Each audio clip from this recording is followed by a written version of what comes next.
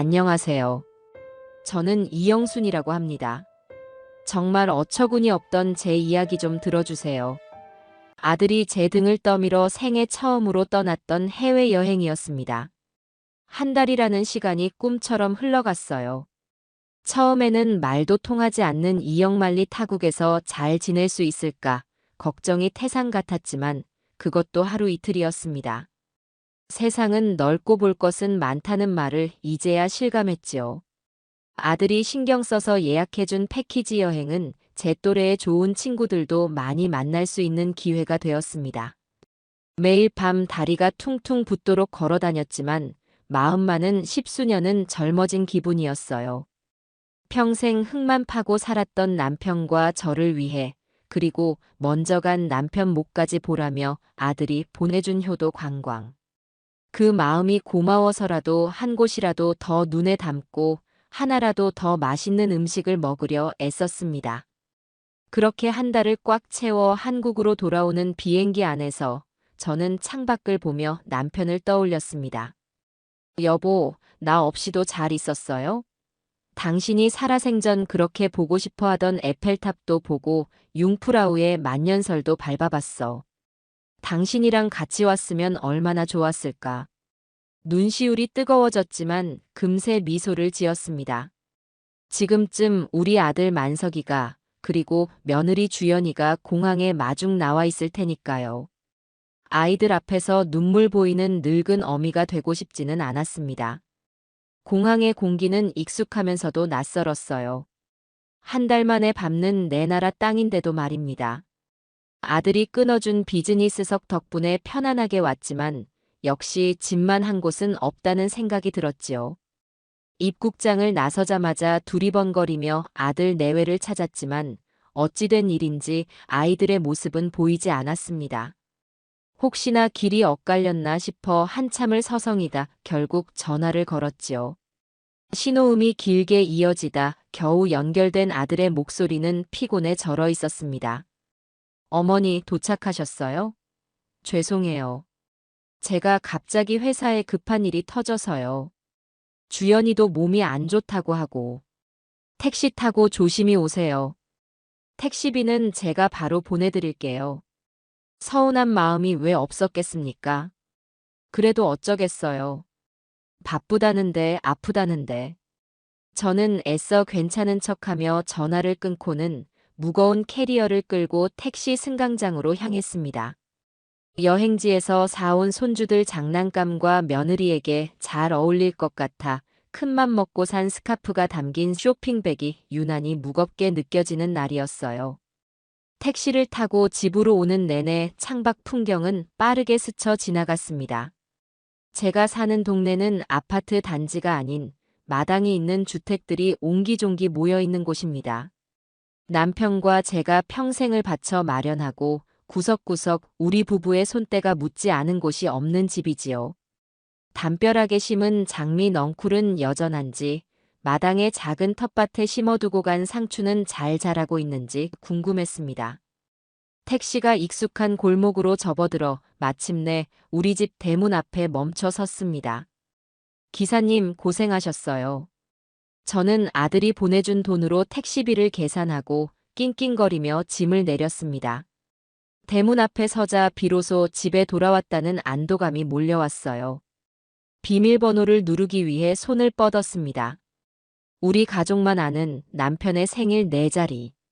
그런데 이게 어찌된 일일까요? 삐비빅 하는 소리와 함께 등록되지 않은 번호입니다 라는 기계음만 반복해서 울렸습니다.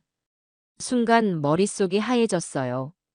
내가 번호를 잘못 눌렀나 싶어 다시 한번 천천히 눌러보았지만 결과는 같았습니다. 혹시나 아들이 보안을 위해 비밀번호를 바꾼 걸까요? 그랬다면 당연히 제게 미리 알려주었을 텐데요. 알 수 없는 불안감이 엄습했습니다. 저는 결국 대문에 달린 초인종을 눌렀습니다. 딩동 맑은 소리가 집 안으로 울려 퍼졌지만 안에서는 아무런 기척이 없었어요. 다시 한 번, 그리고 또 한 번. 3번쯤 눌렀을 때였을까요? 스피커 너머로 짜증이 가득 섞인 며느리의 목소리가 들려왔습니다. 누구세요? 그 목소리에 저는 잠시 할 말을 잃었습니다. 제 목소리를 모를 리가 없는데 마치 잡상인 취급하는 듯한 말투였으니까요. 나다 주연아. 어머니야. 제 말에 안에서는 한참 동안이나 아무런 대답이 없었습니다. 그러다 한숨을 푹 쉬는 소리가 들리고는 철컥 하고 문이 열렸지요. 문을 열고 나온 며느리 한주연의 모습은 가관이었습니다. 머리는 부스스하고 늘어난 티셔츠 차림에 얼굴에는 귀찮다는 기색이 역력했어요. 저를 보고도 어머니 오셨어요? 하는 인사가 전부였습니다. 반가워하는 기색은커녕 불청객을 맞이하는 듯한 태도였지요. 저는 서운함을 애써 감추고 물었습니다. 그래. 근데 현관 비밀번호가 바뀌었더구나. 왜 미리 말을 안 해줬니? 제 물음에 며느리는 대수롭지 않다는 듯 대답했어요. 아, 그거요. 깜빡했네요. 요즘 세상이 흉흉해서 바꿨어요. 들어오세요. 며느리는 그렇게 말하고는 먼저 휙 돌아서서 집 안으로 들어가 버렸습니다. 무거운 짐을 들고 있는 저를 도와줄 생각은 조금도 없어 보였어요. 저는 하는 수 없이 혼자서 끙끙거리며 캐리어와 짐가방을 현관 안으로 들여놓았습니다. 그런데 현관에 들어서는 순간 코를 찌르는 이상한 냄새에 저도 모르게 미간을 찌푸렸습니다. 쿰쿰하고 비릿한, 한 번도 우리 집에서 나본 적 없는 불쾌한 냄새였어요. 집에서 이상한 냄새가 나는 것 같구나. 환기를 잘 안 시켰니? 제가 묻자 거실 소파에 드러누워 스마트폰을 보던 며느리는 쳐다보지도 않고 건성으로 대답했습니다. 고양이 냄새예요. 제가 고양이들을 좀 데려왔거든요. 고양이라니요. 며느리가 결혼 전부터 고양이를 좋아한다는 것은 알고 있었지만 아들 내외가 사는 아파트에서 키우는 줄로만 알았지 제 집에 데려왔을 줄은 꿈에도 몰랐습니다. 저는 일단 짐부터 풀 생각으로 제 방으로 향했습니다. 평생을 남편과 함께 쓴 집에서 가장 햇볕이 잘 드는 안방. 그곳은 제게 단순한 침실 이상의 의미를 가진 공간이었습니다. 그런데 방문을 열어젖힌 순간 저는 제 눈을 의심해야만 했습니다. 제 방이라고 부르던 그 공간은 더 이상 제가 알던 모습이 아니었어요. 방 안에는 거대한 캣타워가 천장까지 닿을 듯 솟아 있었고 바닥에는 온갖 종류의 고양이 장난감과 스크래처, 푹신한 쿠션들이 어지럽게 널려 있었습니다. 한쪽 구석에는 고양이 화장실 여러 개가 놓여 있었는데 아까 현관에서부터 나던 지독한 냄새의 근원지가 바로 그곳인 듯 했어요. 그리고 제 침대가 있던 자리에는 철창으로 된 케이지 여러 개가 층층이 쌓여 있었습니다. 그 안에서는 생전 처음 보는 각양각색의 고양이들이 저를 경계하며 노려보고 있었지요. 제 옷장이며 화장대, 남편과의 추억이 담긴 물건들은 온데간데 없이 사라지고 그 자리를 온갖 고양이 사료 포대와 간식 상자들이 차지하고 있었습니다. 이건 제 방이 아니었어요. 완벽한 고양이 소굴이었습니다. 저는 너무나 큰 충격에 한동안 그 자리에 못 박힌 듯 서 있었습니다. 머릿속이 윙윙 울리고 심장이 발끝으로 곤두박질 치는 기분이었어요. 이게 대체 무슨 상황인지, 내가 지금 꿈을 꾸고 있는 건 아닌지 분간이 되지 않았습니다. 주연아, 이게 다 뭐냐? 내 방이 왜 이 모양이야? 제 고함 소리에 며느리가 그제야 어슬렁거리며 방 앞으로 다가왔습니다. 그리고는 방 안을 한번 쓱 훑어보더니 뭐가 문제냐는 듯한 표정으로 저를 쳐다보며 말했어요. 뭐가요? 아, 고양이들 때문에 놀라셨구나. 애들이 좀 많죠? 그 태연한 태도에 저는 기가 막혀 말이 나오지 않았습니다. 저는 떨리는 손으로 방 안을 가리키며 물었습니다. 내 가구들은 다 어디 갔어? 내 옷이며 이불이며 내 물건들은 다 어디다 치운 거냐고. 제 절규에 가까운 외침에도 며느리는 눈 하나 깜짝하지 않았습니다. 오히려 귀찮다는 듯이 손톱을 매만지며 말하는 그 모습에 저는 온몸의 피가 거꾸로 솟는 것 같았어요. 아, 그거요? 창고에 대충 넣어뒀어요.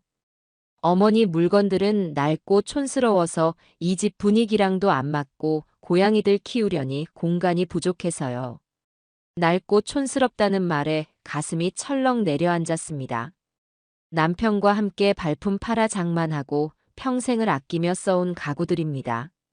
제 젊은 날과 인생의 희로애락이 고스란히 담긴 물건들이에요. 그런 소중한 제 역사를 며느리는 대충 창고에 처박아 두었다고 말하고 있었습니다. 저는 더 이상 참을 수가 없었어요. 너 지금 뭐라고 했니? 여기가 어디라고 네 마음대로 남의 물건을 치우고 짐승소굴로 만들어. 당장 이것들 다 치우지 못해. 저는 분노로 온몸을 떨며 소리쳤습니다. 하지만 제 앞에 선 며느리는 조금도 위축되지 않았어요. 오히려 제 말을 비웃기라도 하듯 팔짱을 끼고 저를 위아래로 훑어보았습니다. 그리고는 제 인생을 통째로 부정하는 결코 잊을 수 없는 말을 내뱉었습니다. 어머니, 착각하시는 모양인데 여긴 이제 어머니 방 아니에요. 고양이들 방이라고요. 그리고 남의 집 올 때 왜 미리 연락도 안 하세요? 사람 불편하게. 남의 집이라는 단어가 비수처럼 날아와 심장에 박혔습니다. 평생을 바쳐 일군 내 집, 내 이름으로 된 이 집이 어느새 남의 집이 되어 있었던 겁니다. 저는 순간 할 말을 잃고 며느리의 얼굴만 멍하니 쳐다보았습니다.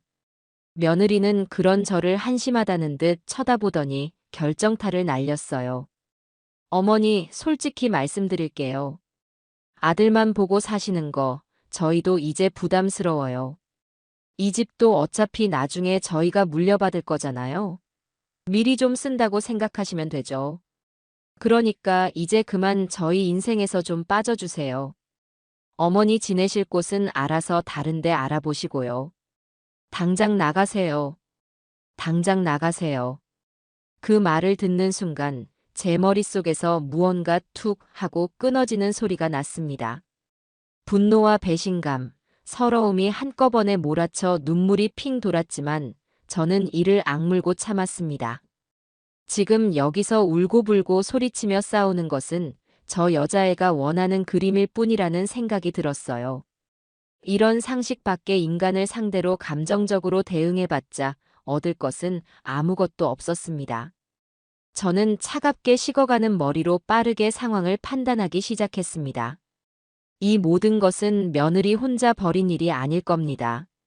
제 아들, 김만석의 동의 혹은 방관 없이는 절대 불가능한 일이었으니까요. 효도 관광이라며 저를 해외로 보낸 것부터가 어쩌면 이 모든 것을 계획하기 위한 큰 그림이었을지도 모릅니다. 저는 아무 말 없이 뒤돌아섰습니다. 그런 제 모습에 며느리는 의아한 표정을 짓는 듯 했지만 저는 아랑곳하지 않았어요. 현관에 놓아두었던 제 캐리어 손잡이를 꽉 쥐었습니다. 그래, 나가주마. 아주 깨끗하게. 하지만 명심하거라. 너희가 오늘 나에게 한 짓 아주 비싼 대가를 치르게 될 거다. 마음속으로 되뇌며 저는 미련 없이 그 집의 문턱을 넘어섰습니다. 다시 문이 닫히고 완벽하게 내 집에서 쫓겨난 신세가 되었지요. 하지만 저는 절망하지 않았습니다. 오히려 제 안에서 차가운 분노와 함께 뜨거운 투지가 불타오르기 시작했어요. 저는 길가에 서서 잠시 숨을 고른 뒤 주머니에서 스마트폰을 꺼냈습니다. 그리고는 가장 먼저 근처에서 가장 좋은 호텔을 검색해 예약을 잡았어요. 이것은 도망이 아니었습니다. 길고 처절한 전쟁을 위한 저만의 베이스 캠프를 마련하는 첫 번째 단계였으니까요. 한주연, 그리고 내 아들 김만석. 너희는 절대로 나를 얕봐서는 안 되었다. 이제부터 피눈물이 무엇인지 뼈저리게 느끼게 해줄 테니. 저는 택시를 잡기 위해 큰 길로 걸음을 옮기며 조용히 복수의 칼날을 갈기 시작했습니다. 호텔 스위트룸의 창문으로 서울의 야경이 그림처럼 펼쳐져 있었습니다. 남편과 사별하고 아들 내외와 함께 살기 시작한 이후로는 단 한 번도 혼자만의 시간을 가져본 적이 없었는데 아이러니하게도 제 집에서 쫓겨난 지금에서야 비로소 오롯이 저 혼자만의 공간과 시간을 갖게 되었네요. 푹신한 소파에 몸을 묻고 있자니 헛웃음이 나왔습니다. 이건 슬픔이나 절망과는 다른 감정이었어요. 오히려 제 안의 모든 감각이 맑고 차갑게 깨어나는 기분이었습니다. 늙었다고 생각했는데 아직 제 심장은 이렇게나 뜨겁게 뛰고 있었던 겁니다. 저는 룸서비스로 따뜻한 차 한 잔을 시키고 앞으로의 계획을 정리하기 위해 머릿속을 가다듬기 시작했습니다. 첫 번째로 해야 할 일은 명확했어요. 아들, 김만석의 진짜 속내를 확인하는 것이었습니다. 며느리 혼자서 이 모든 일을 벌였다고는 도저히 생각할 수 없었으니까요. 저는 잠시 숨을 고른 뒤 스마트폰을 들어 아들의 번호를 눌렀습니다. 신호음이 몇 번 울리고 나서야 아들이 전화를 받았습니다.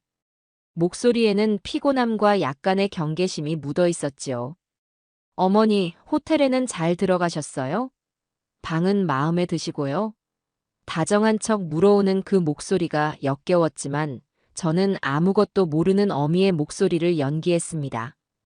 그럼 아주 좋구나. 방이 너무 넓어서 나 혼자 쓰기에는 아까울 정도야. 그런데 만서가 집에 무슨 일이 있는 거니? 주연이가 나를 보자마자 나가라고 하더구나. 내 방은 고양이들로 가득 차 있고. 이게 다 어떻게 된 일인지 엄마는 도무지 이해가 안 가서 말이다. 제 질문에 아들은 잠시 침묵했습니다. 그 짧은 순간 저는 아들이 머릿속으로 필사적으로 변명거리를 찾고 있다는 것을 직감할 수 있었어요. 이윽고 들려온 아들의 대답은 제 예상에서 한치도 벗어나지 않았습니다. 아, 그거요. 어머니, 일단 오해는 마세요. 주연이가 동물을 워낙 좋아하잖아요. 특히 버려진 고양이들 보면 그냥 지나치지를 못하는 성격이라. 여기저기서 아픈 애들, 딱한 애들 하나둘씩 데려오다 보니 그렇게 됐어요.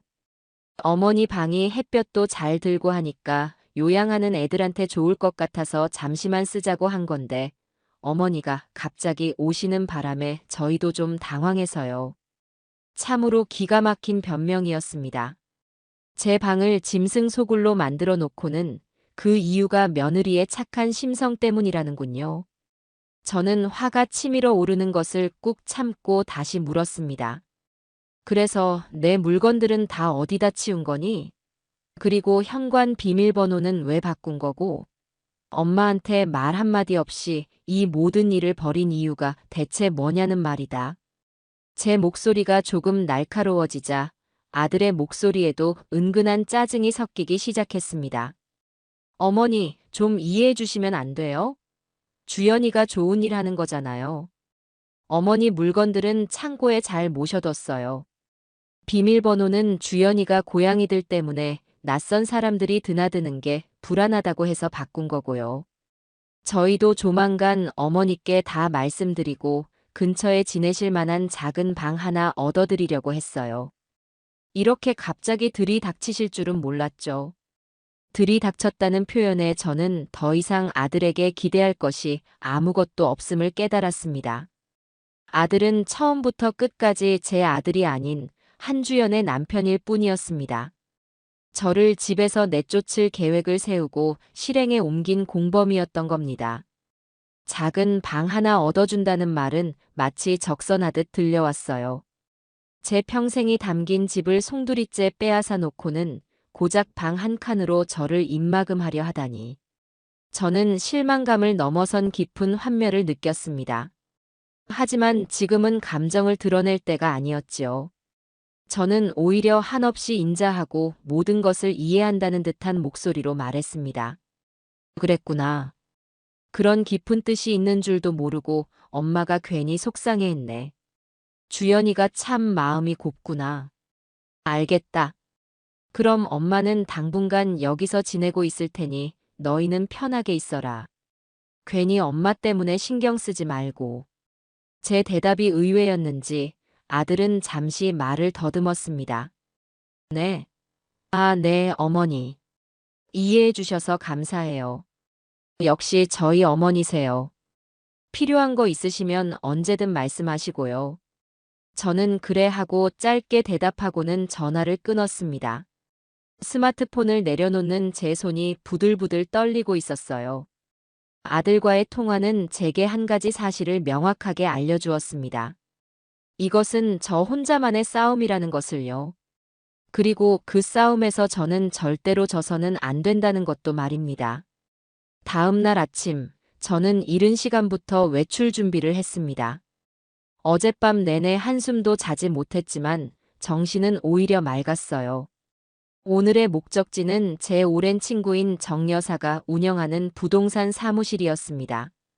정 여사는 이 동네에서만 30년 넘게 부동산을 해온 터줏대감으로 제 남편과도 막역한 사이였지요.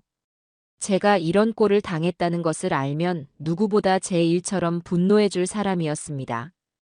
택시를 타고 도착한 부동산 사무실에서 정 여사는 저를 보자마자 버선발로 뛰어나왔습니다. 어머, 이 여사. 이게 얼마만이야? 해외여행은 잘 다녀왔어? 얼굴이 아주 폈네, 폈어. 하지만 제 얼굴에 드리워진 그늘을 금세 알아차리고는 표정이 굳어졌습니다. 그런데 무슨 일 있어? 안색이 왜 이렇게 안 좋아? 저는 정 여사가 내어준 따뜻한 쌍화차를 한 모금 마시고 그간의 일을 차분히 털어놓았습니다. 제 이야기가 진행될수록 정 여사의 얼굴은 경악으로 물들어갔어요. 세상에, 이런 경우가 어디 있어? 자기 집에서 쫓겨나다니 말이나 되는 소리야? 그 며느리라는 여자는 제정신이야?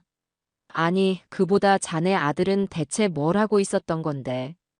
정 여사는 제 손을 잡고 연신 분통을 터뜨렸습니다. 저는 그저 씁쓸하게 웃으며 말했지요. 아들도 한통 속인 것 같아. 그러니 나더러 작은 방을 얻어주겠다는 소리를 하지. 제 말에 정 여사는 책상을 쾅 내리쳤습니다. 이것들이 아주머니를 뭘로 보고. 이 여사, 정신 똑바로 차려야 해.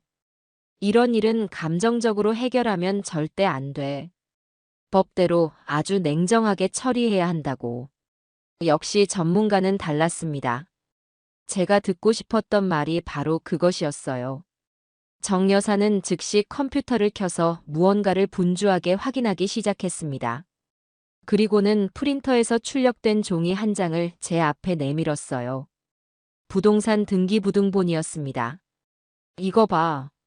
이 집은 토지부터 건물까지 융자 하나 없이 전부 이 여사 당신 이름으로 되어 있는 완벽한 당신 재산이야.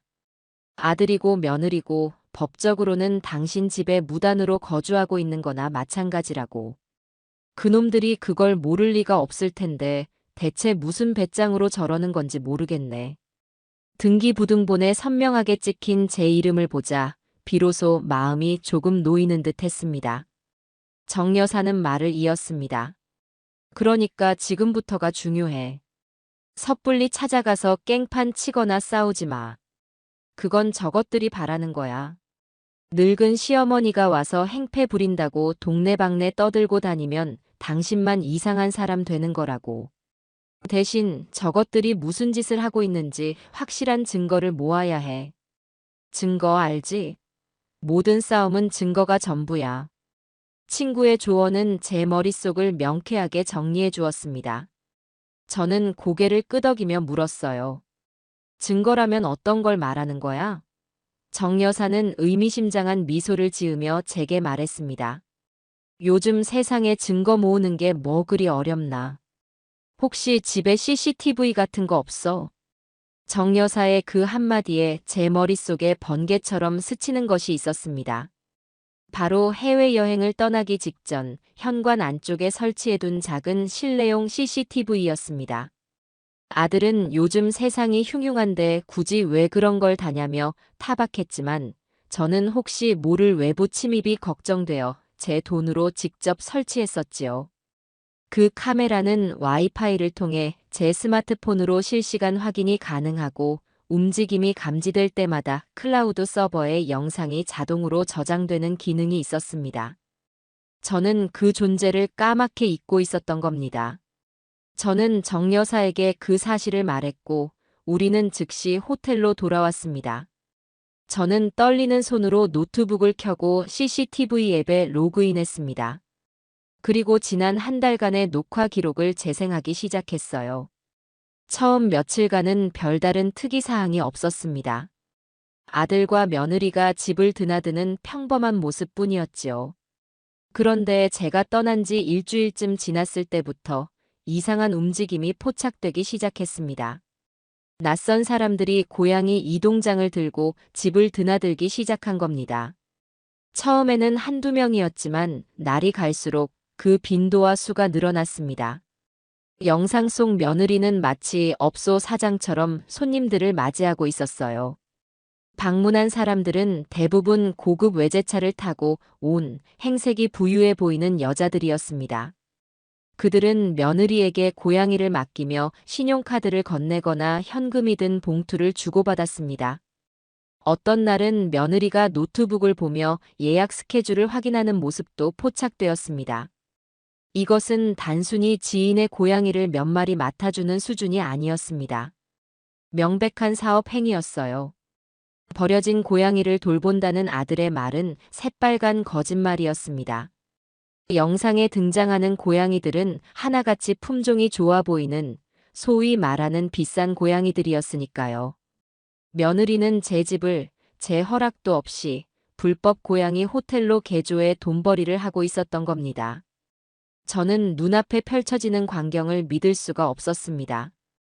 분노를 넘어선 허탈감이 온몸을 휩쓸었어요. 제 평생의 안식처가 남편과의 추억이 서린 그 집이 며느리의 천박한 돈벌이 수단으로 전락해버렸다는 사실에 참을 수 없는 모멸감을 느꼈습니다. 영상 속 며느리는 손님들이 돌아가고 나면 가증스러운 미소를 지우고 고양이들에게 신경질적으로 소리를 지르거나 케이지를 발로 툭툭 차는 모습도 보였습니다. 동물을 사랑해서가 아니었어요. 그저 돈이 목적이었던 겁니다. 저는 모든 영상을 날짜별로 꼼꼼하게 다운로드하여 외장 하드에 백업했습니다. 이것은 그들의 죄를 입증할 빼도 박도 못하는 증거가 될 것이었습니다. 정 여사는 제 어깨를 두드리며 말했습니다. 이 여사, 이제 칼자루는 당신이 쥐었어. 저것들을 어떻게 요리할지는 이제 당신 마음에 달린 거야. 저는 굳게 입을 다문 채 노트북 화면 속에서 돈을 세며 웃고 있는 며느리의 얼굴을 노려보았습니다. 그래, 주연아. 어디 한번 실컷 웃어보렴. 그 웃음이 비명으로 바뀌는 데는 그리 오랜 시간이 걸리지 않을 테니. 저의 첫 번째 반격은 이미 시작되고 있었습니다. 저는 호텔방에 틀어박혀 며칠 밤낮으로 컴퓨터 앞에만 앉아 있었습니다. 정 여사의 말대로 칼자루는 이제 제가 쥐고 있었지만 그 칼을 어떻게 휘둘러야 가장 아프고 효과적일지 신중하게 고민해야 했어요. 섣불리 날뛰었다가는 오히려 제 손만 베일 수 있었으니까요. 저들의 가장 약한 고리가 무엇일까? 그것은 바로 돈과 체면이었습니다. 특히 며느리 한주연이라는 인간은 속물적인 허영심으로 가득 차 있다는 것을 저는 진작에 알고 있었습니다. 그렇다면 첫 번째 공격 목표는 바로 그 지점이 되어야 했습니다. 저는 CCTV 영상에서 힌트를 얻어 며느리가 활동할 만한 온라인 공간을 샅샅이 뒤지기 시작했습니다. 고급 품종묘, 고양이 호텔, 강남 등의 키워드를 조합해 검색하자 어렵지 않게 국내 최대 규모의 고양이 애호가 온라인 커뮤니티를 찾아낼 수 있었어요. 그리고 그곳에서 럭셔리캣맘이라는 낯간지러운 닉네임을 쓰는 며느리의 게시물들을 발견하는 데는 그리 오랜 시간이 걸리지 않았습니다. 며느리의 게시물들은 그야말로 허세와 과시의 결정체였습니다. 제 집을 마치 자신의 집인 양 찍어 올린 사진들로 가득했어요.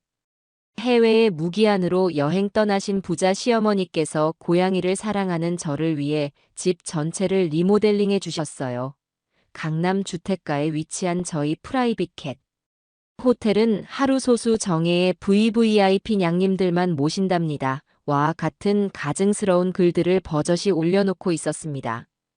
심지어 제 방을 찍은 사진 밑에는 가장 전망 좋은 이 방은 저희 호텔의 펜트하우스 스위트룸이에요. 최고급 자재로만 꾸몄답니다. 라는 설명을 덧붙여 놓았더군요.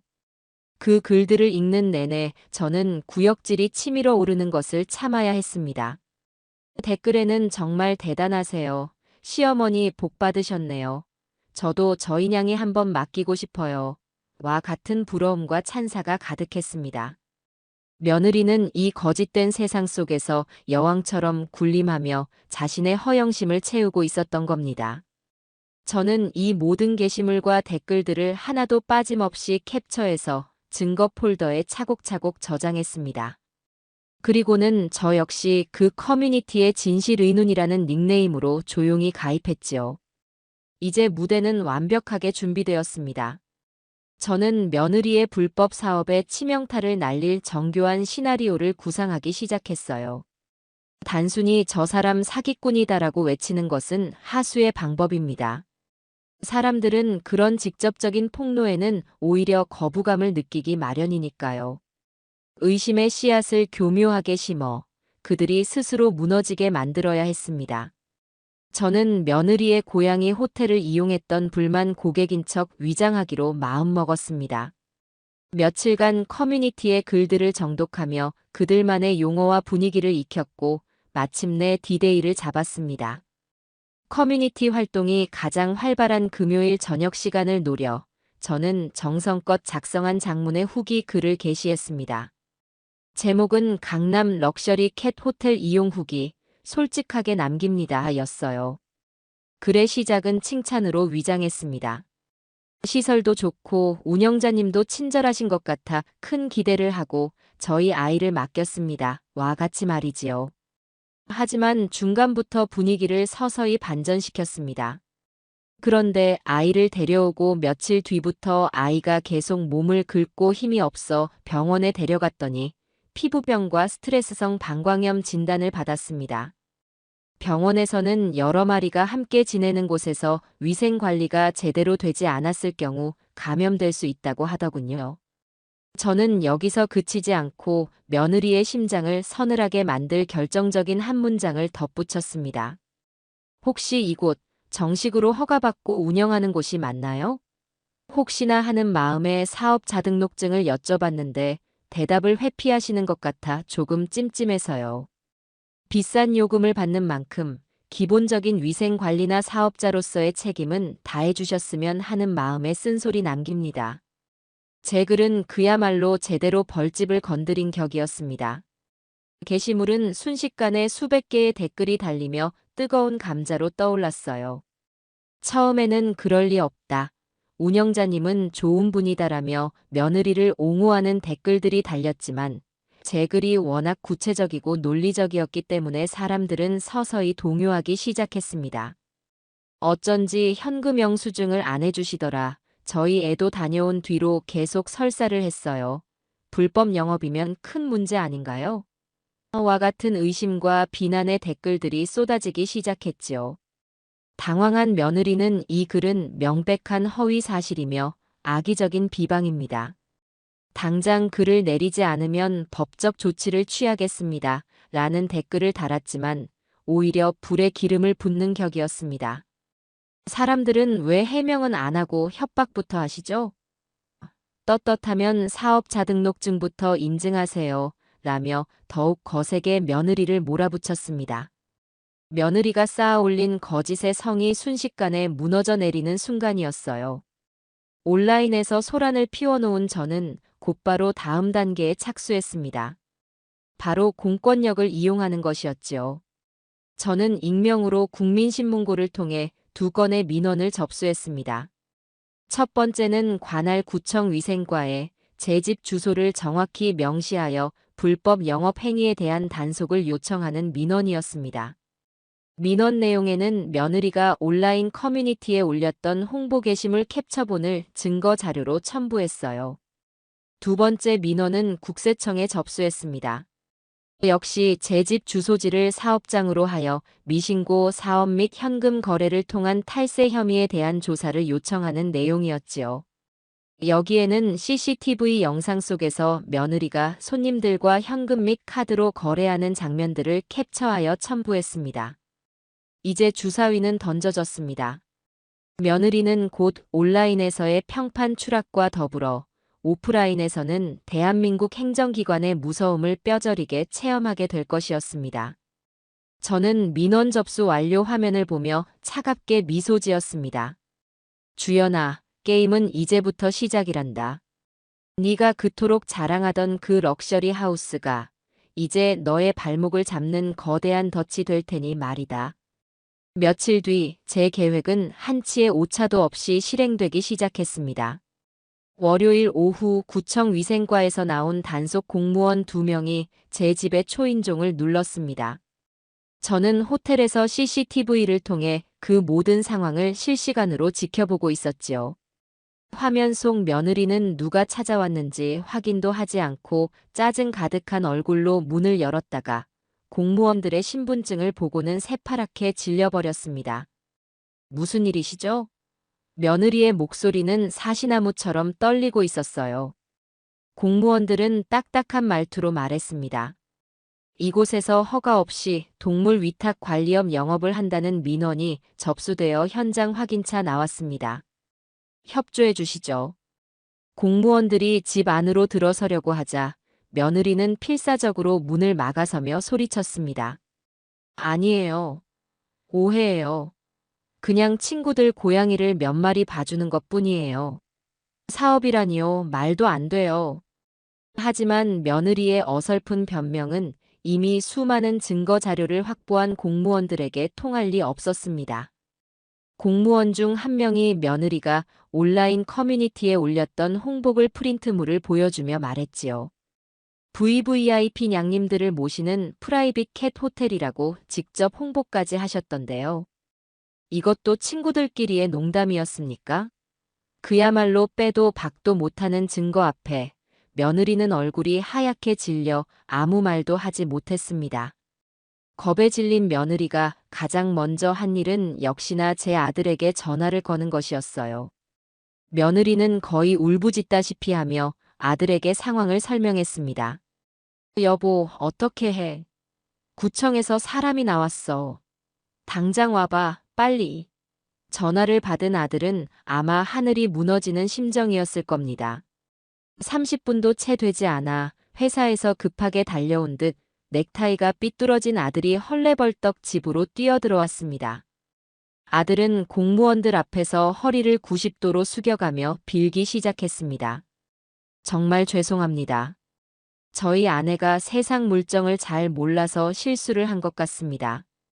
절대 돈을 벌려고 한 게 아니고 좋은 마음으로 시작한 일인데 일이 이렇게 커질 줄 몰랐습니다. 한 번만 선처해 주십시오. 아들은 능숙한 사회생활로 다져진 언변으로 공무원들을 구슬리기 시작했어요. 간신히 공무원들을 돌려보낸 아들은 현관문이 닫히자마자 며느리에게 그동안 쌓였던 분노를 터뜨렸습니다. 너 미쳤어? 내가 그냥 친구들 고양이 몇 마리 봐주는 수준이라고 해서 믿었더니 이걸로 사업을 해? 온라인에 홍보까지 하면서. 네가 제정신이야. 아들의 고함 소리에 며느리도 지지 않고 악을 썼습니다. 뭐? 내가 미쳤어? 그럼 당신은 시어머니 하나 제대로 처리 못해서 이 사단을 만들어. 당신이 진작에 어머니 다른 데로 보내버렸으면 이런 일도 없었잖아.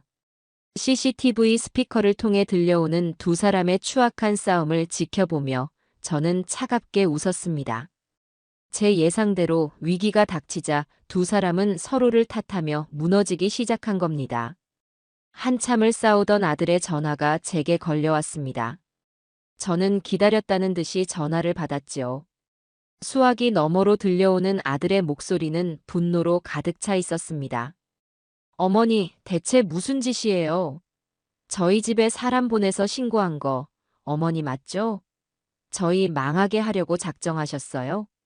저는 최대한 순진하고 놀란 목소리를 연기했습니다. 예, 만서가. 그게 무슨 소리니? 신고라니? 엄마는 아무것도 몰라. 대체 무슨 일이 있었던 거야? 제 태연한 반응에 아들은 잠시 할 말을 잃은 듯 했습니다. 저는 그 틈을 놓치지 않고 말을 이었습니다. 세상에 누가 너희를 신고했단 말이니? 엄마가 그래서 걱정했잖니. 그렇게 대놓고 장사하면 분명히 주변에서 시기하는 사람이 생길 거라고. 엄마는 그저 너희가 걱정돼서 그런다. 별일 아닌 거지. 잘 해결된 거 맞지?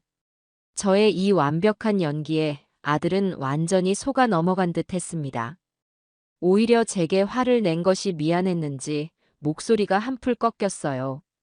아, 아니에요, 어머니. 제가 잠시 오해했나 봐요. 죄송해요. 전화를 끊은 아들은 다시 며느리에게 분노의 화살을 돌렸습니다. 꺼봐. 어머니는 아무것도 모르시잖아. 다 너가 일을 어설프게 벌여서 이 사달이 난 거라고. 며느리는 억울하다는 듯이 소리쳤지만 이미 상황은 아들에게 유리하게 돌아가고 있었습니다. 온라인 커뮤니티에서는 럭셔리 캣맘에 대한 비난 여론이 들끓고 있었고 악성 후기와 불법 영업 논란으로 인해 며느리의 고양이 호텔은 하루아침에 모든 예약을 취소당하는 신세가 되었습니다. 스트레스가 극에 달한 며느리는 매일같이 아들에게 짜증을 냈고 아들 역시 그런 며느리에게 지쳐갔습니다. 그들의 돈과 체면 그리고 서로에 대한 믿음이 동시에 무너져 내리고 있었지요. 저는 호텔방 소파에 편안히 기댄 채 그들이 자멸해가는 과정을 즐겁게 관람했습니다. 아직 진짜 복수는 시작도 하지 않았는데 말입니다. 이제 슬슬 다음 카드를 꺼내볼 시간이었습니다. 구청 공무원들이 다녀간 이후 아들 내외의 집은 그야말로 얼음장같이 차가워졌습니다. CCTV를 통해 들여다본 그들의 세상은 더 이상 사랑하는 부부의 공간이 아니었어요. 서로를 향한 날 선 말들이 오갔고 작은 소리에도 신경질적으로 반응하며 서로를 갉아먹고 있었지요. 며느리는 온라인 커뮤니티에서 하루아침에 사기꾼으로 낙인 찍혀 쏟아지는 비난을 감당하지 못했고 아들은 회사에서 좋지 않은 일이 있는지 연일 술에 취해 들어와 소파에서 잠들기 일쑤였습니다. 저는 그 모습을 지켜보며 어떤 동정심도 느끼지 않았어요. 그들이 뿌린 씨앗을 그들이 거두고 있을 뿐이니까요. 하지만 저는 알고 있었습니다. 이것은 시작에 불과하다는 것을요. 1단계 작전이 그들의 기반을 흔들어 놓는 것이었다면 2단계는 그 뿌리마저 송두리째 뽑아버리는 것이 되어야 했습니다. 그러기 위해서는 저 혼자의 힘만으로는 부족했어요. 제 편이 되어줄 강력한 조력자가 필요했습니다. 제 머릿속에 가장 먼저 떠오른 사람은 최진욱 변호사였습니다. 최 변호사는 먼저 세상을 떠난 제 남편의 오랜 동료이자 의형제나 다름없던 사람이었지요. 젊은 시절 남편이 억울한 일에 휘말렸을 때 발 벗고 나서서 무죄를 증명해 주었던 은인이기도 했습니다. 남편이 세상을 떠난 후로는 명절 때나 가끔 연락을 주고받는 사이가 되었지만 그의 강직한 성품과 날카로운 지성만큼은 제가 똑똑히 기억하고 있었습니다. 저는 수소문 끝에 서초동에 있는 그의 법률사무소로 직접 찾아갔습니다. 수십 년 만에 만난 최 변호사는 머리에 서리가 하얗게 내렸지만 형형하게 빛나는 눈빛만은 예전 그대로였습니다. 그는 저를 보자마자 마치 어제 만난 사람처럼 반갑게 맞아주었어요. 형수님, 이게 얼마만입니까? 그동안 잘 지내셨지요? 만석이는 이제 장성에서 효도 좀 하고요. 아들 이야기가 나오자 제 가슴이 철렁 내려앉았지만 저는 애써 미소를 지으며 그간의 사정을 차분히 털어놓기 시작했습니다. 제 이야기가 길어질수록 최 변호사의 얼굴은 점차 굳어져 갔습니다. 처음에는 안타까움으로 시작했던 그의 표정은 이내 경악으로 그리고 마침내 참을 수 없는 분노로 바뀌어 갔지요. 제가 며느리에게 당장 나가라는 말을 듣고 집에서 쫓겨났다는 대목에 이르러서는 그가 주먹으로 책상을 내리치는 바람에 찻잔이 요란한 소리를 내며 흔들렸습니다. 이런 파렴치한 것들을 봤나. 형님이 평생을 바쳐 이룬 집에서 형수님을 내쫓다니요. 그리고 만석이 그놈은 대체 뭘 한 겁니까? 제 어미가 이런 수모를 당하는데 그걸 보고만 있었다는 말입니까? 최 변호사는 제 남편이라도 살아 돌아온 것처럼 분노했습니다.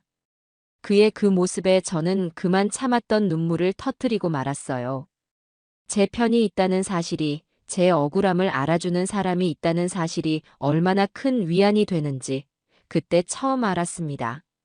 최 변호사는 제가 내민 외장 하드에 담긴 CCTV 영상과 온라인 커뮤니티 캡처 자료들을 꼼꼼히 검토했습니다. 그의 눈빛은 사냥감을 포착한 매처럼 날카롭게 빛났어요. 한참 동안 자료를 살피던 그는 안경을 벗어 책상에 내려놓으며 단호하게 말했습니다. 형수님, 걱정 마십시오. 이 일은 제가 맡겠습니다. 변호사 수임료 같은 건 생각지도 마시고요. 이건 제 형님에 대한 의리이자 인간으로서의 도리입니다. 저 버러지 같은 것들에게 법이라는 것이 얼마나 무서운지, 짓밟혀서는 안 될 것을 짓밟은 대가가 얼마나 처절한지 똑똑히 가르쳐 주겠습니다. 그의 말을 듣는 순간 제 마음속에 남아있던 마지막 불안감마저 눈 녹듯 사라졌습니다. 이제 제 뒤에는 대한민국 최고의 창과 방패가 버티고 서 있는 것이나 마찬가지였으니까요. 최 변호사는 제게 몇 가지 추가적인 증거를 확보할 것을 조언했습니다.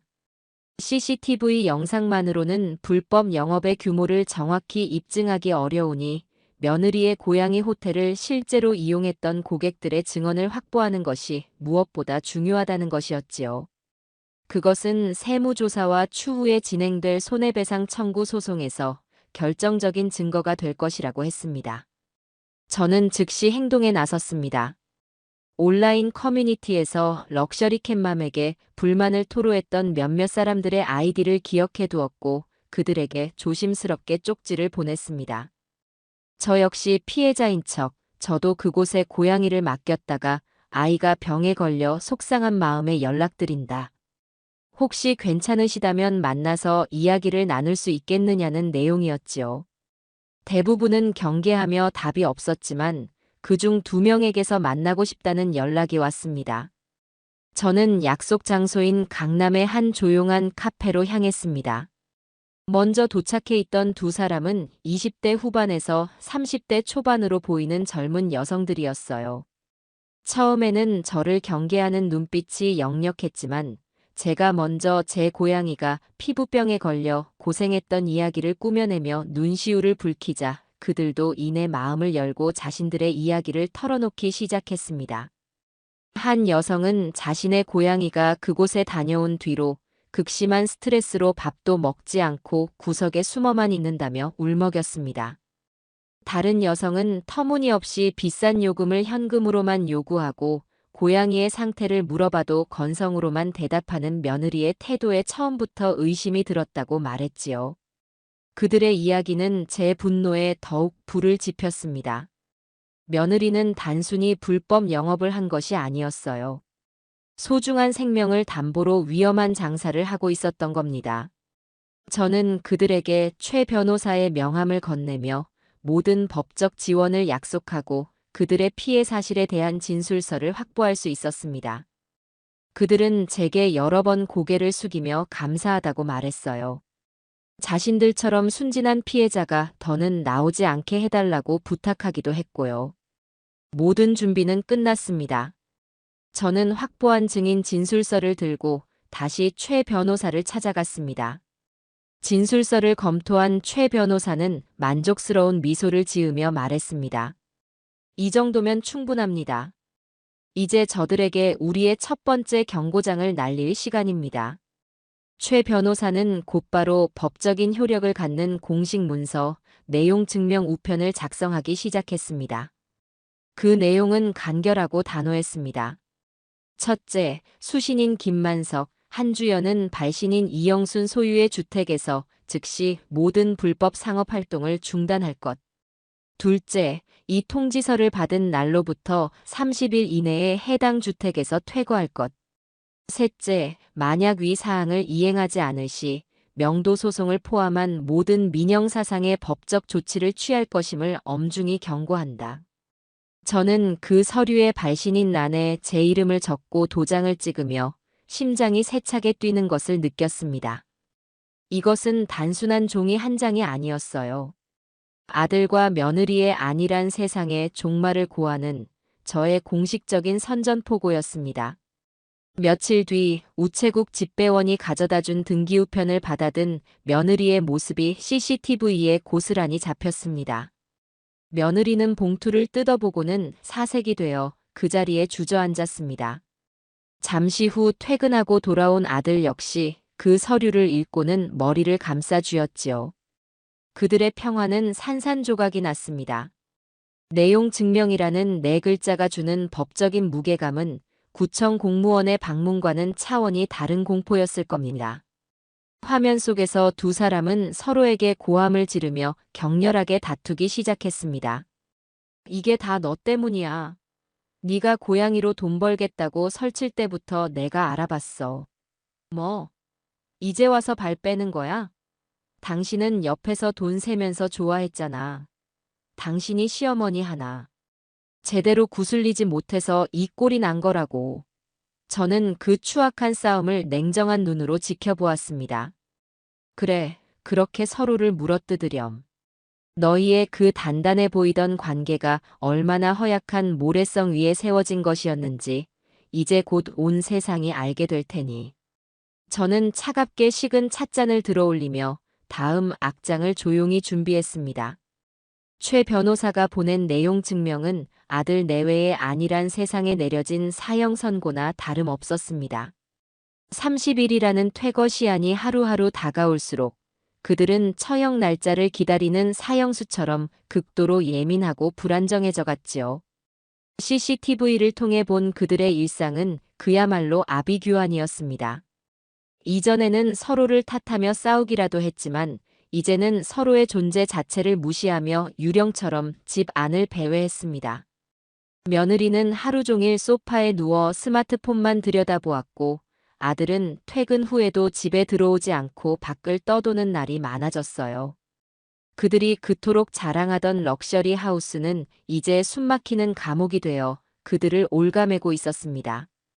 저는 그 모습을 보며 일말의 가여움도 느끼지 않았습니다. 자업자득, 인과응보라는 말이 이토록 실감나게 다가온 적은 없었어요. 며느리 한주연에게 가장 큰 고통은 금전적인 손실이나 법적인 압박이 아니었습니다. 그것은 바로 그녀의 목숨과도 같았던 체면이 산산조각 나는 것이었지요. 제가 온라인 커뮤니티에 심어놓은 의심의 씨앗은 무섭게 자라나 이제는 걷잡을 수 없는 소문이 되어 그녀의 현실 세계를 잠식하기 시작했습니다. 제가 만났던 피해자 중 한 명이 공교롭게도 며느리가 어울리던 부유층 사모님 모임의 일원이었던 것이 결정적이었습니다. 그 여성은 모임에 나가 며느리의 실체를 낱낱이 폭로했습니다. 한주연 씨 시어머니 집 뺏어서 불법 고양이 호텔 하다가 소송당했다면서요? 자기 집도 아니면서 있는 척은 혼자 다 하더니 꼴 좋다. 그런 사람이랑 어울린 우리가 창피하다와 같은 이야기들이 급속도로 퍼져나갔지요. 며느리의 휴대전화는 불이 나기 시작했습니다. 어제까지도 함께 브런치를 즐기며 웃고 떠들던 지인들은 이제 전화를 걸어 조롱 섞인 목소리로 안부를 묻거나 노골적으로 그녀를 비난했습니다. 주연 씨, 괜찮아? 소문 들었어. 시어머니를 내쫓았다니 사실이야? 어머, 웬일이니? 너 그런 애인 줄 몰랐다. 우리 이제 연락하지 말자. 며느리는 처음에는 아니라고 발뺌하며 악을 썼지만 시어머니가 보낸 내용 증명이라는 구체적인 증거 앞에서는 속수무책이었습니다. 그녀가 공들여 쌓아 올린 VVIP, 럭셔리맘이라는 허상의 이미지는 와르르 무너져 내렸습니다. 그녀의 사회적 세상은 그렇게 완벽하게 끝장나고 있었어요. CCTV 속 며느리는 전화를 받다 말고 휴대전화를 벽에 집어 던지며 발악하는 날이 많아졌습니다. 그 모습은 마치 독이 오른 코브라 같았지만 제 눈에는 그저 발가벗겨진 채 발버둥 치는 한 마리 가련한 벌레처럼 보일 뿐이었습니다. 사회적으로 매장당한 며느리는 그 모든 분노를 아들에게 쏟아냈습니다. 당신은 대체 뭐하는 인간인데 시어머니 하나 못 막아. 당신이 남자 구실만 제대로 했어도 내가 이런 창피를 당하지는 않았을 거 아니야.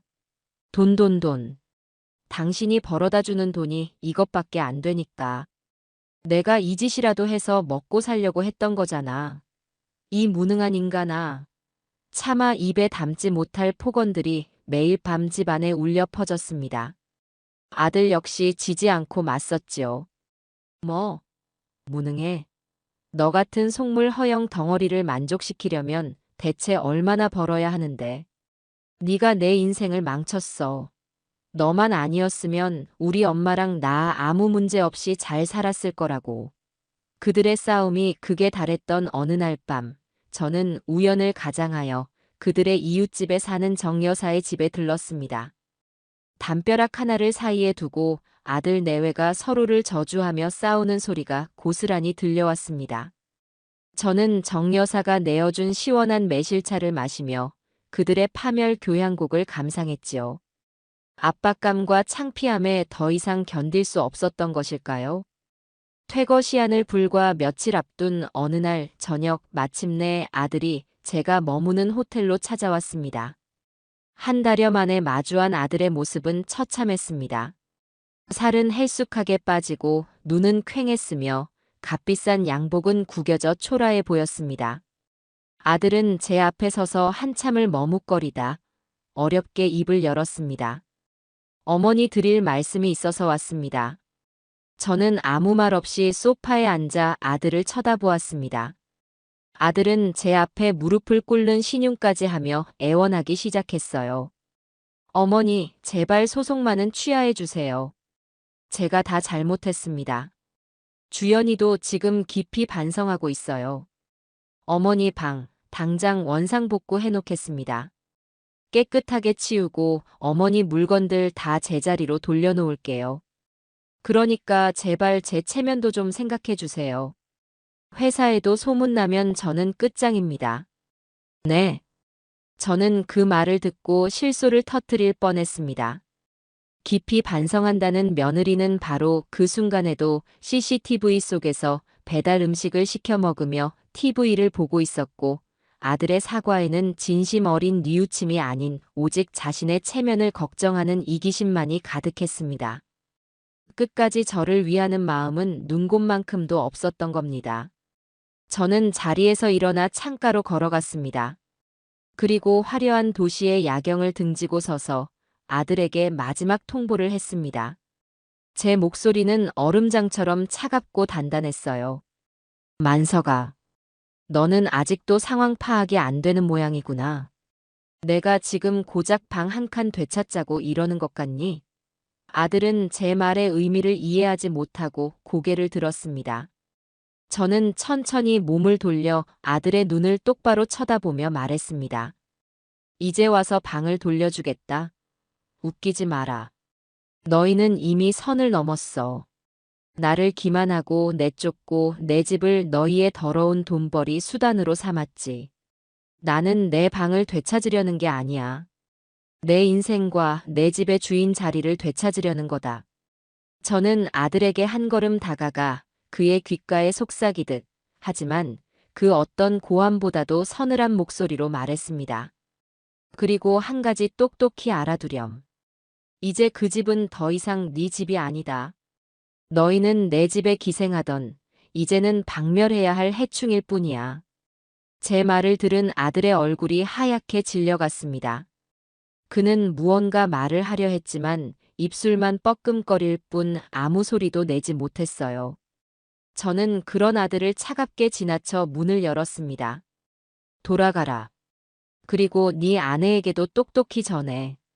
30일이 지나면 너희는 길바닥에 나앉게 될 거라고. 변호사 사무실에서 보자꾸나. 저는 아들을 문 밖으로 내보내고 망설임 없이 문을 닫았습니다. 문 뒤에서 아들이 절망적으로 제 이름을 부르는 소리가 들려왔지만 제 마음은 조금도 흔들리지 않았습니다. 가엾은 내 아들. 진정한 지옥은 아직 시작도 하지 않았는데 벌써부터 울기는 일렀지요. 약속했던 30일이라는 시간은 속절없이 흘러갔습니다. 아들 내외는 제 마지막 경고를 귓등으로 흘려들은 모양인지 집에서 나갈 기미를 보이지 않았어요. 아마 설마 친아들을 상대로 진짜 소송까지 하겠어? 하는 안일한 기대를 품고 있었겠지요. 그들은 저 이영순이라는 사람을, 그리고 자식에게 배신당한 어미의 분노를 너무나도 얕보고 있었습니다. 퇴거 시한이 지난 다음 날 아침, 저는 최 변호사와 함께 법원으로 향했습니다. 최 변호사는 한치의 망설임도 없이 건물명도 청구 소송 소장을 접수했습니다. 이제 이 싸움은 더 이상 가족 간의 다툼이 아닌 명백한 법적 분쟁이 된 것입니다. 소송이 진행되는 동안 법원은 아들 내외에게 점유이전 금지 가처분 결정을 내렸습니다. 이것은 그들이 소송 중에 집을 다른 사람에게 팔거나 세를 주는 등의 행위를 일체 할 수 없도록 묶어두는 조치였지요. 그들은 이제 제 집에서 옴짝달싹도 못하는 신세가 된 겁니다. 명도 소송과 동시에 제가 국세청에 접수했던 민원도 본격적인 위력을 발휘하기 시작했습니다. 국세청은 제가 제출한 CCTV 영상과 증인들의 진술서를 토대로 며느리 한주연에 대한 고강도 세무조사에 착수했습니다. 세무조사관들이 집에 들이닥친 날, 며느리는 거의 실신 직전까지 갔다고 이유신 정 여사가 전해주더군요. 조사관들은 집 안 구석구석을 뒤지며 며느리가 그동안 벌어들인 불법 소득의 규모를 파악하기 시작했습니다. 며느리가 VVIP 고객들을 상대로 받아 챙긴 현금, 명품 가방으로 받은 뇌물, 차명 계좌를 통해 숨겨둔 돈까지 그동안의 모든 탈세 행각이 백일화에 드러나기 시작했어요. 국세청이 추산한 탈세액과 그에 따른 가산세는 며느리가 평생을 벌어도 갚기 힘든 상상을 초월하는 금액이었습니다. 며느리는 이제 소송 피고인 신분에 더해 악질적인 탈세범이라는 주홍글씨까지 새기게 된 것입니다. 그런데 이 모든 것을 뛰어넘는 그야말로 제 심장을 서늘하게 만든 사건이 터지고야 말았습니다. 명도 소송을 준비하던 최 변호사가 법원에서 해당 주택의 등기부등본을 다시 열람하던 중 이상한 점을 발견했다며 제게 급히 연락을 해왔습니다. 형수님, 혹시 최근에 집을 담보로 대출받으신 적이 있으십니까? 저는 영문을 몰라 되물었습니다. 아니요. 남편이 물려준 이 집에 빚 만드는 일은 절대 없을 거라고 맹세했는데 그게 무슨 말입니까? 최 변호사의 목소리가 심각하게 가라앉았습니다. 등기부등본을 확인해 보니 형수님이 해외에 계시던 기간에 시중은행 한 곳에서 3억 원의 주택담보대출이 실행된 것으로 나옵니다. 채권 최고액이 3억 6천만 원으로 설정되어 있어요. 그 말을 듣는 순간 제 머리를 무언가가 아주 세게 내리치는 듯한 충격을 받았습니다. 저는 대출을 받은 적이 없었습니다. 그렇다면 범인은 단 한 사람밖에 없었지요. 저는 떨리는 손으로 최 변호사와 함께 해당 은행을 찾아갔습니다. 그리고 대출 관련 서류를 확인하는 순간 저는 온몸에서 피가 빠져나가는 듯한 끔찍한 기분을 느껴야 했습니다. 대출 신청 서류에는 제 이름이 버젓이 적혀 있었고 제 인감 도장이 선명하게 찍혀 있었습니다. 필체는 교묘하게 제 글씨를 흉내내고 있었지만 제가 쓴 것이 아니라는 것은 한눈에 알 수 있었어요. 제 아들 김만석이 제 인감을 훔쳐 위조 서류를 만들고 제 집을 담보로 거액의 대출을 받아 빼돌린 것이었습니다. 그 돈은 어디로 갔을까요?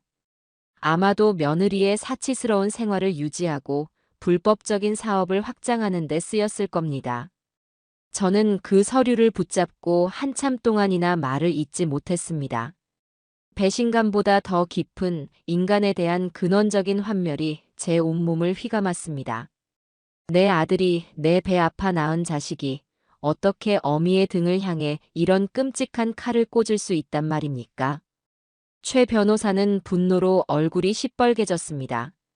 그는 즉시 은행 측에 사기 대출임을 통보하고 저를 대신하여 검찰에 아들 김만석을 사문서 위조 및 사기 혐의로 형사고발했습니다.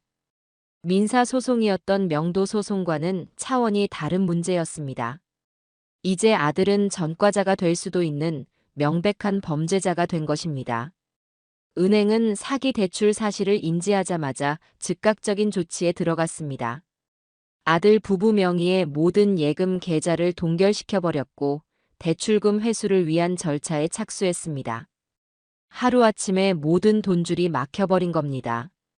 그들에게는 재앙의 시작이었습니다. 당장 신용카드 대금과 할부금을 막을 길이 없어졌고 집으로 날아오는 것은 온갖 종류의 독촉장이었습니다.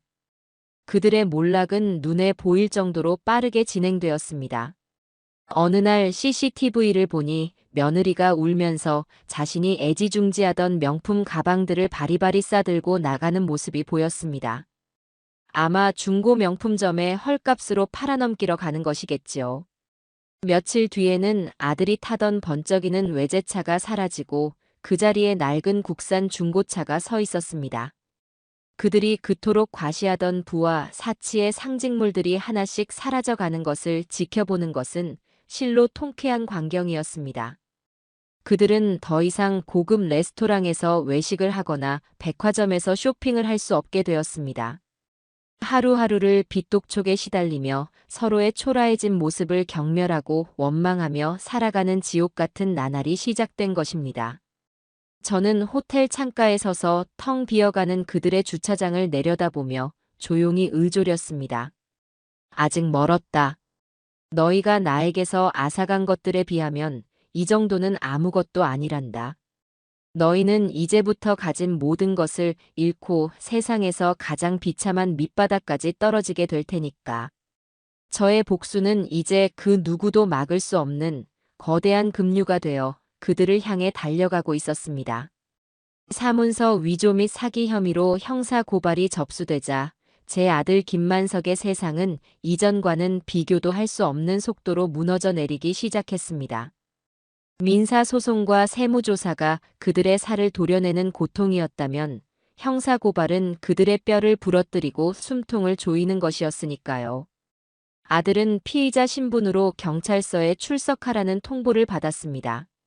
저는 최 변호사를 통해 담당 형사에게 제가 가진 모든 증거, 아들이 제 인감을 훔쳤을 것으로 추정되는 시점의 CCTV 영상, 대출이 실행된 후 며느리가 명품 쇼핑을 하는 모습, 그리고 그들의 대화 녹취록까지를 제출했습니다. 이제 아들은 더 이상 아내가 시켜서 어쩔 수 없었다는 비겁한 변명 뒤에 숨을 수 없게 된 것입니다. 경찰서의 좁은 조사실에 마주 앉은 아들의 모습은 초라하기 그지없었다고 합니다. 이 모든 것은 나중에 최 변호사가 사건 기록을 열람하고 제게 전해준 이야기입니다. 아들은 처음에는 혐의를 부인하려 애썼다고 해요. 제가 어머니 집을 담보로 대출을 받았다니요. 말도 안 됩니다. 무언가 착오가 있는 것 같습니다. 하지만 담당 형사는 코웃음 한번 치지 않고 서류 뭉치를 책상 위에 던지듯 올려놓았습니다. 그 안에는 은행에서 제출한 대출 신청 서류, 필적 감정 결과, 그리고 제 인감 도장이 찍힌 위임장 사본이 들어 있었습니다. 형사는 차가운 목소리로 물었습니다. 김만석 씨 필적이 아니라는 겁니까? 대한민국 국립과학수사연구원의 감정 결과가 틀렸다는 말입니까? 아들은 더 이상 아무 말도 하지 못하고 고개를 숙였다고 합니다. 궁지에 몰린 아들이 마지막으로 기댄 것은 역시나 며느리 한주연이었습니다. 사실은 아내가 사업 자금이 급하게 필요하다고 해서 저는 정말 아내가 어머니께 허락을 받은 줄로만 알았습니다. 저는 정말 몰랐습니다. 모든 것은 아내가 꾸민 일입니다. 자신의 죄를 아내에게 떠넘기려는 그 비겁한 모습에 담당 형사는 오히려 혀를 차며 결정적인 증거를 내밀었다고 해요. 그것은 며느리의 휴대전화를 디지털 포렌식으로 복원하여 찾아낸 그녀가 친구와 나눈 메신저 대화 내용이었습니다. 저는 그 내용을 전해 듣고 온몸의 피가 차갑게 식는 것을 느꼈습니다. 주연아, 네 남편은 네가 시어머니 인감 훔친 거 정말 몰라? 응, 우리 멍청한 남편은 내가 시키는 대로 도장만 찍어줬지. 자기가 지금 무슨 서류에 도장을 찍는지도 모를걸? 키읔. 대단하다 너. 그러다 들키면 어쩌려고. 들키면?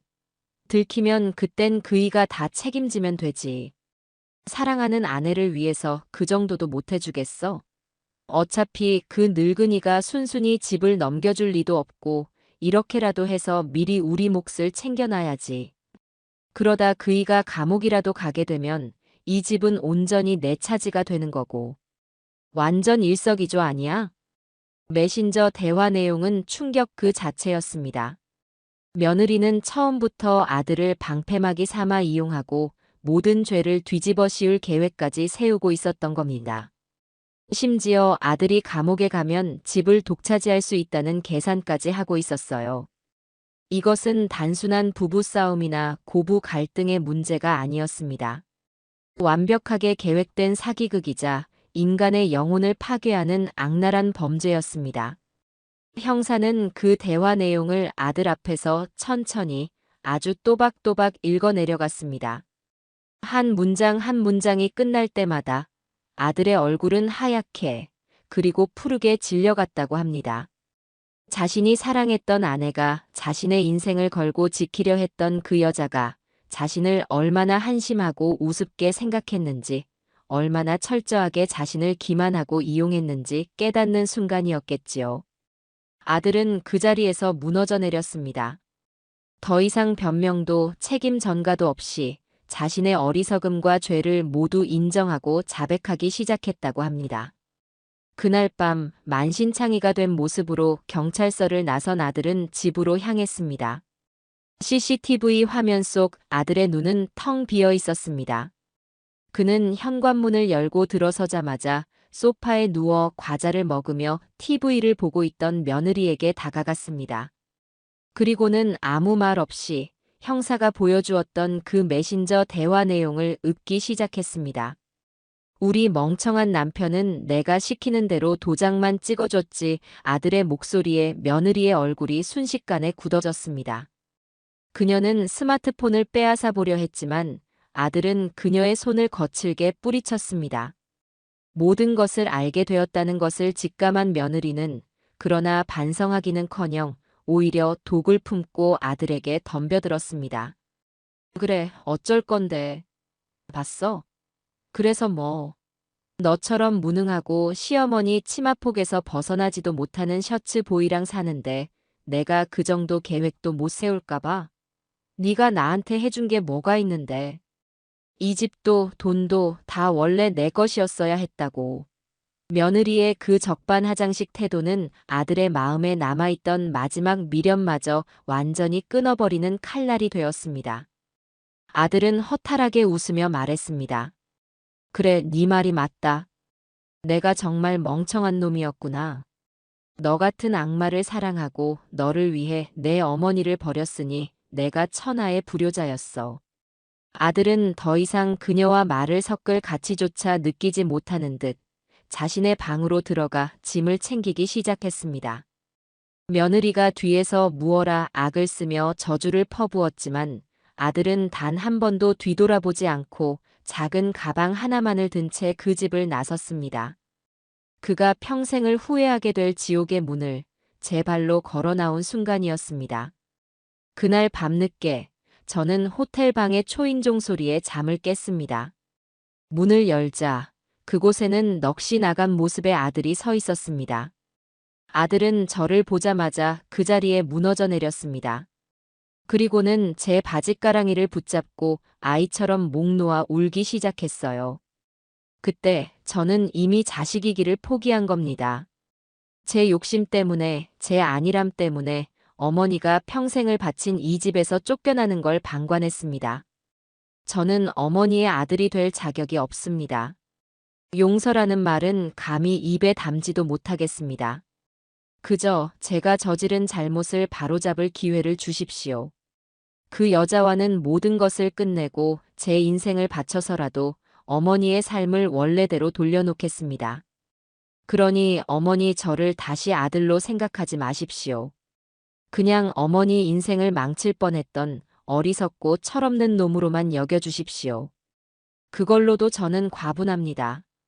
아이러니하게도 아들의 그 절규 속에서 저는 처음으로 한 가닥의 진심을 느낄 수 있었습니다.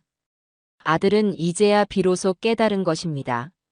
자신이 저지른 죄의 무게를, 그리고 그 죄가 결코 쉽게 용서받을 수 있는 성질의 것이 아님을 말입니다. 저는 아무 말 없이 바닥에 엎드려 우는 아들의 등을 내려다보았습니다. 제 마음속에서는 분노와 연민, 슬픔과 안도감이 뒤섞여 폭풍처럼 휘몰아치고 있었어요. 하지만 저는 아들을 일으켜주거나 괜찮다고 말해주지 않았습니다. 용서는 그가 받아야 할 죗값을 모두 치르고 난 뒤에, 아주 오랜 시간이 흐른 뒤에나 제가 고려해 볼 수 있는 문제였으니까요. 저는 그저 조용히 문을 닫고 아들이 어둠 속에서 자신의 죄를 마주하고 홀로 울도록 내버려 두었습니다. 그것이 제가 어미로서 아들에게 내려줄 수 있는 가장 첫 번째이자 마지막 잡이었습니다. 아들의 길고 혹독한 각성은 그렇게 시작되고 있었습니다. 아들이 집을 나간 뒤에도 며느리 한주연은 여전히 제 집에 버티고 있었습니다. 아마도 아들이 돌아와 자신에게 용서를 빌 것이라는, 혹은 이 모든 상황이 어떻게든 해결될 것이라는 헛된 기대를 품고 있었는지도 모르겠습니다. 하지만 그녀의 기대와는 달리 세상은 그녀에게 그 어떤 자비도 베풀지 않았습니다. 마침내 법원에서 건물명도 청구 소송의 판결이 나왔습니다. 결과는 당연히 저의 완벽한 승소였지요. 법원은 피고 한주연과 김만석에게 해당 주택을 즉시 원고 이영순에게 인도하고 소송 기간 동안의 부당이득금을 지급하라는 명령을 내렸습니다. 물론 며느리는 판결문을 받고도 꿈쩍도 하지 않았어요. 그러자 최 변호사는 지체 없이 법원에 강제 집행을 신청했습니다. 그리고 마침내 그녀에게 최후의 심판이 내려지는 날이 밝았습니다. 강제 집행이 예고된 날 아침, 저는 집에서 조금 떨어진 정 여사의 부동산 사무실 창가에 앉아 그 모든 광경을 지켜보았습니다. 법원에서 나온 집행관들과 이삿짐센터 직원들이 트럭을 대기시키고 집으로 향하는 모습은 마치 거대한 성을 함락시키기 위해 진군하는 군대처럼 보였습니다. 집행관들이 초인종을 누르고 법원의 명령을 고지했지만 며느리는 문을 걸어 잠근 채 아무런 반응도 보이지 않았습니다. 결국 집행관들은 열쇠 수리공을 불러 강제로 문을 열고 집 안으로 진입했습니다. 잠시 후 집 안에서는 며느리의 찢어지는 듯한 비명소리가 터져 나왔습니다. 나가. 다들 나가. 여긴 내 집이야. 누구 마음대로 남의 물건에 손을 대. 그 소란에 동네 사람들이 하나둘씩 집 앞으로 몰려들기 시작했고 순식간에 수십 명의 구경꾼이 모여들었습니다. 집행관들은 며느리의 발악에도 아랑곳하지 않고 묵묵히 자신들의 일을 수행했습니다. 이삿짐센터 직원들이 며느리가 그토록 자랑하던 고가의 이탈리아제 소파를 드러내기 시작하자 그녀는 거의 이성을 잃고 소파 다리를 붙잡고 늘어졌습니다. 안 돼. 이건 내 거야. 이거 사려고 내가 얼마나 고생했는데. 하지만 건장한 남자 직원 두어 명에게 그녀는 그저 귀찮은 장애물일 뿐이었습니다. 그녀는 속절없이 질질 끌려 나와 길바닥에 내팽개쳐졌습니다. 그 후로는 그야말로 일사천리였습니다. 그녀가 사들인 온갖 사치품들, 거대한 TV, 대리석 식탁, 명품 옷으로 가득 찬 옷장, 그리고 그녀의 불법 사업 도구였던 수십 개의 캣타워와 케이지들이 쉴 새 없이 밖으로 쏟아져 나왔습니다. 그녀의 허영과 탐욕의 증거물들이 동네 사람들 전체의 구경거리가 되어 길가의 산더미처럼 쌓여갔습니다. 그 모습은 실로 장관이면서도 한편으로는 처참하기 그지없었습니다. 머리를 풀어 헤치고 길바닥에 주저앉아 울부짖는 며느리의 모습은 더 이상 예전에 제가 알던 그 당당하고 오만한 모습이 아니었습니다. 그녀는 그저 모든 것을 잃어버린 초라하고 가련한 한 명의 패배자일 뿐이었어요. 동네 사람들은 그녀를 향해 수군거리기 시작했습니다. 어머, 저 여자 아니야? 시어머니 내쫓고 집 차지했다던 그 악독한 며느리. 꼴 좋다. 남의 눈에 눈물 나게 하면 자기 눈에는 피눈물 나는 법이지. 이 모든 광경을 지켜보는 제 마음은 이상하리만치 평온했습니다. 통쾌함보다는 이제야 모든 것이 제자리로 돌아가고 있다는 안도감에 가까운 감정이었지요. 한바탕 소란이 끝나고 집이 완전히 비워지자 집행관은 제게 다가와 열쇠를 건네주며 말했습니다. 이제 이 집은 완전히 선생님의 것입니다. 수고 많으셨습니다. 저는 그 열쇠를 건네받아 손에 꽉 쥐었습니다. 차갑고 단단한 쇠의 감촉이 제가 잃어버렸던 지난 시간을 되찾아준 것만 같았습니다. 며느리의 불행은 여기서 끝나지 않았습니다. 며칠 뒤 국세청으로부터 최종 과세 통지서가 날아왔습니다. 그녀가 탈세한 금액에 징벌적인 가산세까지 더해져 그녀에게는 천문학적인 액수의 세금이 부과되었습니다. 평생을 일해도 갚을 수 없는 거대한 족쇄가 그녀의 발목에 채워진 것입니다. 이어서 사문서 위조 및 사기 사건에 대한 형사재판 결과도 나왔습니다. 아들은 모든 혐의를 자백하고 깊이 뉘우치는 점, 그리고 제가 아들의 처벌을 원하지는 않지만 죄에 대한 책임은 마땅히 져야 한다는 취지의 탄원서를 제출한 것이 참작되어 집행유예를 선고받았습니다.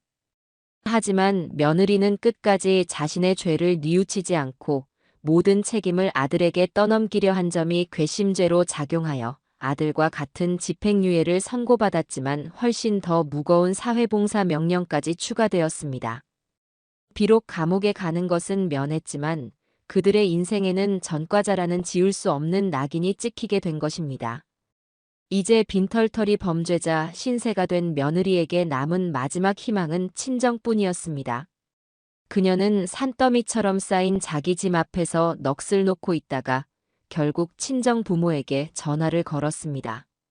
저는 그 모습을 멀리서 지켜보았습니다. 그녀는 울며불며 자신의 처지를 설명하고 도와달라고 애원하는 듯 했습니다. 하지만 수화기 너머로 들려온 친정 부모의 반응은 냉담했던 모양입니다. 한참을 통화하던 며느리는 갑자기 전화기를 붙들고 절규하기 시작했습니다. 아빠, 엄마, 어떻게 나한테 이럴 수 있어? 내가 누구 때문에 이렇게 됐는데. 제발 나 좀 살려줘. 하지만 전화는 끊어진 듯 했고 며느리는 그대로 아스팔트 바닥에 휴대전화를 내동댕이 쳤습니다.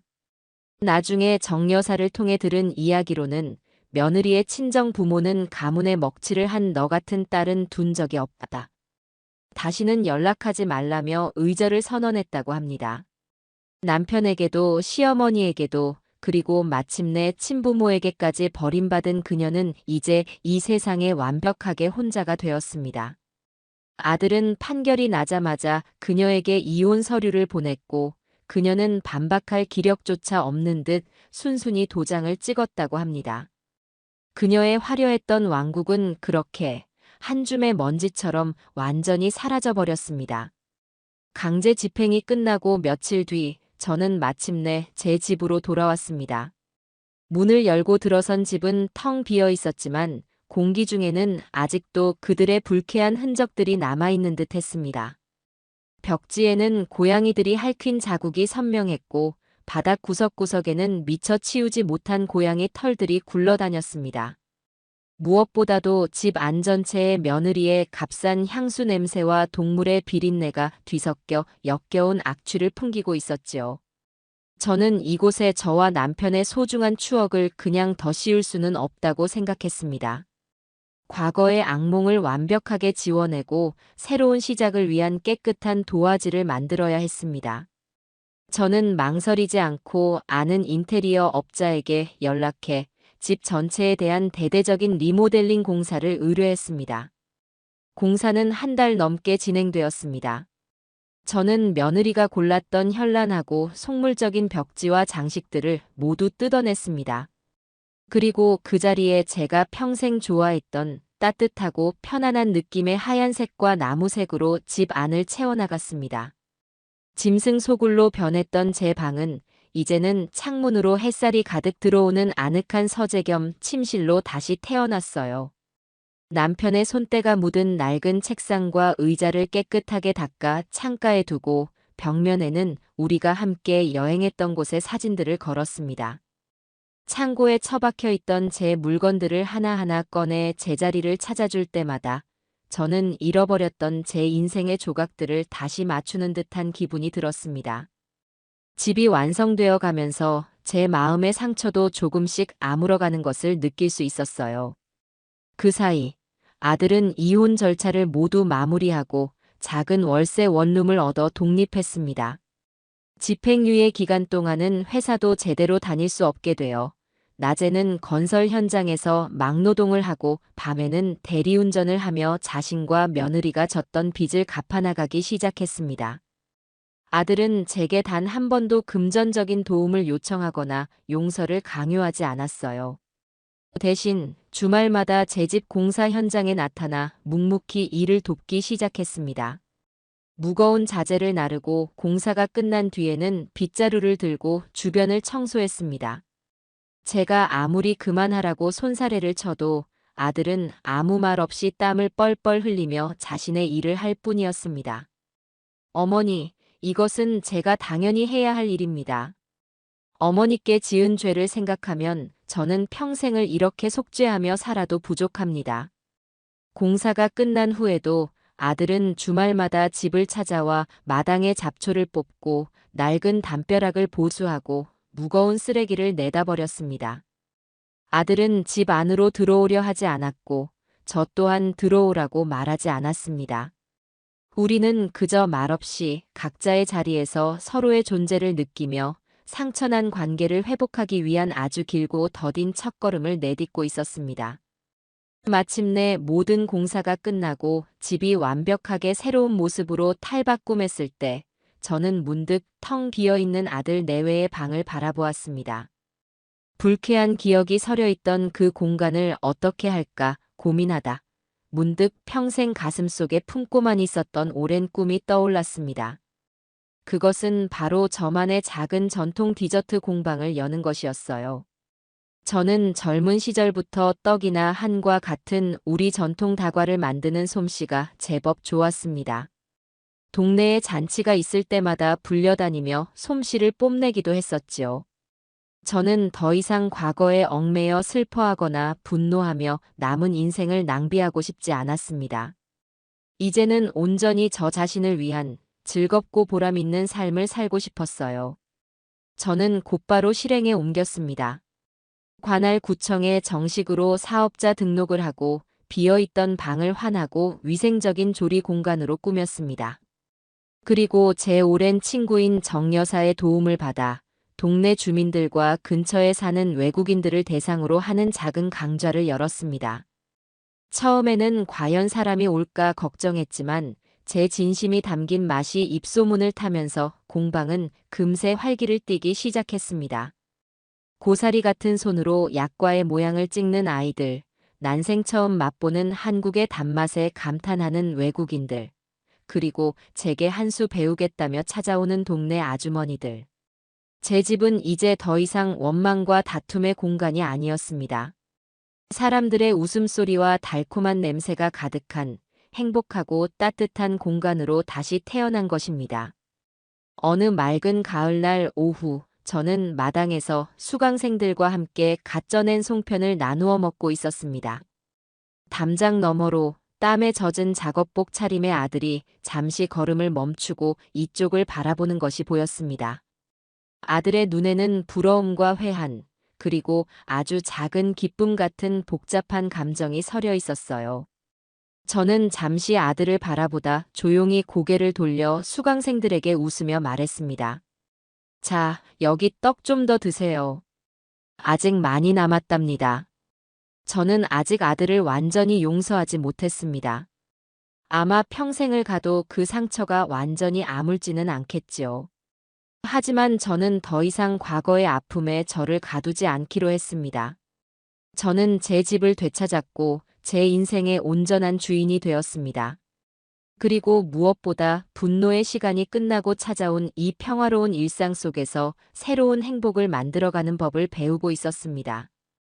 햇살이 가득한 제 마당에서 저는 그 누구보다 강하고 자유로운 사람으로 제2의 인생을 힘차게 살아가고 있었습니다.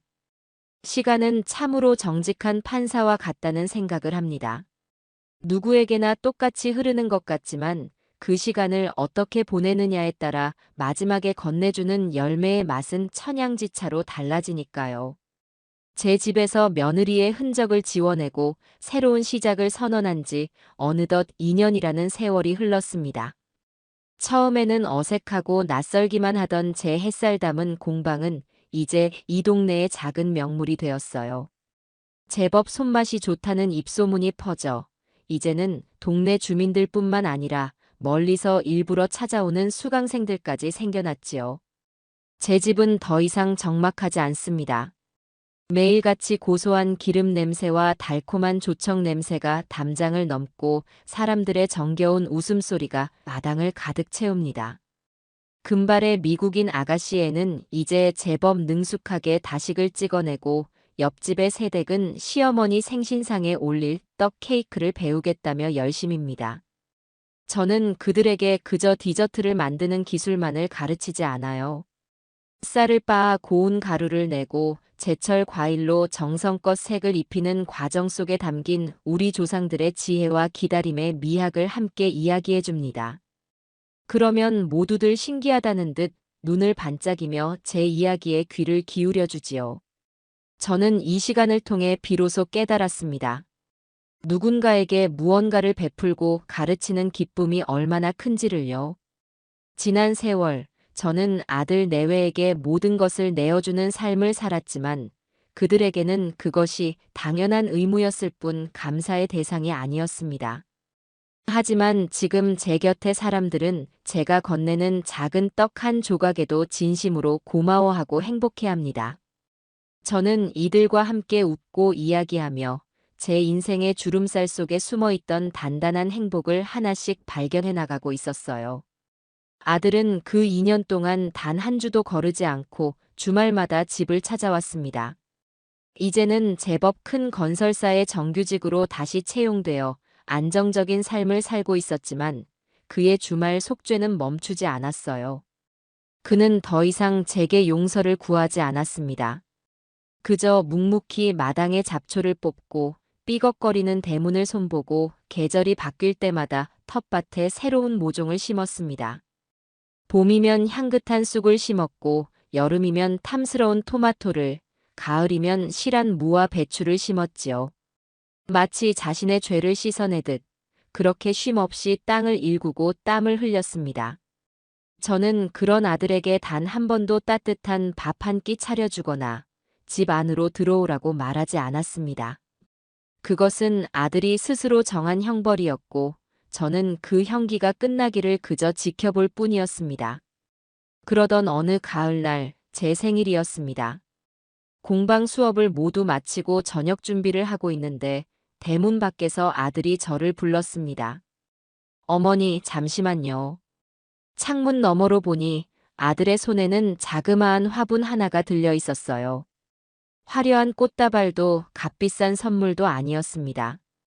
수수하지만 은은한 향기를 가진 보랏빛 국화 화분이었지요. 아들은 그 화분을 대문 안쪽 마당 한편에 조심스럽게 내려놓으며 말했습니다. 생신 축하드려요, 어머니. 어머니가 좋아하시는 꽃이라 사왔습니다.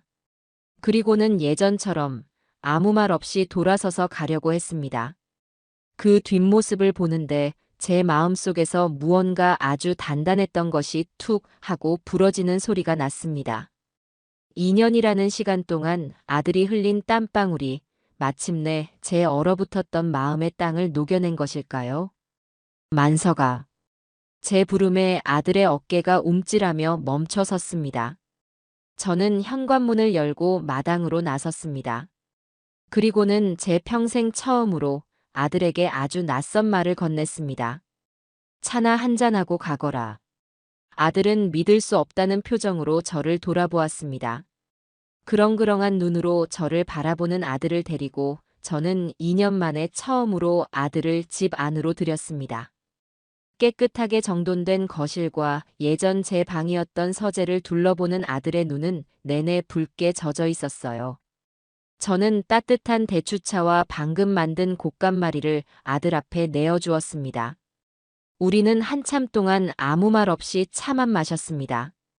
어색한 침묵 속에서 아들이 먼저 어렵게 입을 열었습니다.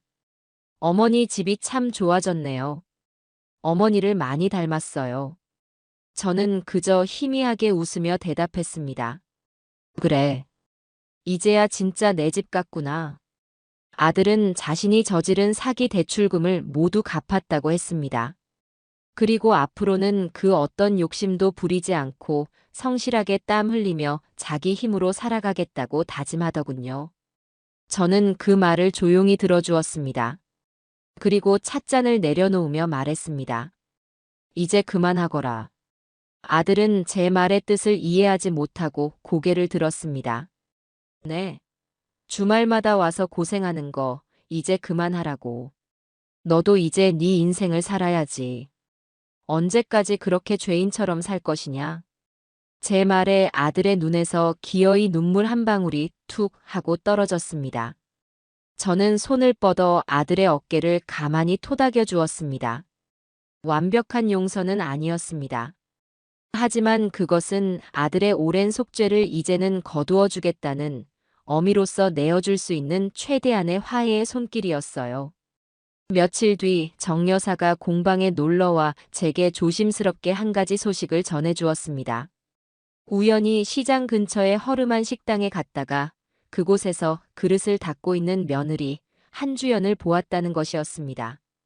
화려했던 예전의 모습은 온데간데 없이 화장기 없는 얼굴에 깊은 주름이 패고 손은 세제에 불어 거칠어져 있었다고 해요. 막대한 세금과 빚을 갚기 위해 식당 일을 전전하고 있지만 씀씀이를 줄이지 못해 여전히 힘겹게 살고 있으며 그녀 곁에는 아무도 남아있지 않다고 했습니다. 그 소식을 전해 듣는 제 마음은 이상하리만치 잔잔했습니다. 어떤 통쾌함도 어떤 미움도 심지어 어떤 동정심도 일어나지 않았어요. 그저 그렇게 되었구나 하는 담담한 생각만이 스쳐 지나갈 뿐이었습니다.